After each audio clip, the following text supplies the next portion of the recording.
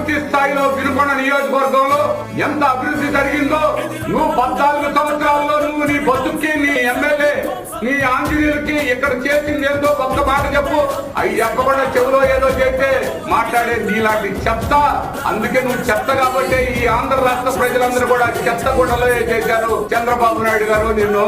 చంద్రబాబు నాయుడు గారు నువ్వు మాట్లాడాల్సిందే మాట్లాడకుండా అనవసరమైనటువంటి అపనిందలు ప్రజలపైన వేయాలని చూస్తే అవతల పార్టీ ప్రజాప్రతినిధి ఇక్కడ తప్పు చేశాడా లేదా? తప్పు చేస్తే మాట్లాడు. నీకు దమ్ముంటే నీకు ధైర్యం ఉంటే ఇదిగో ఈ ముస్లిం ఏ ఆస్తి తీసుకున్నావు అని తెలిపించే ఆ మగోడు ఎవడో ఇక్కడికి రమ్మను.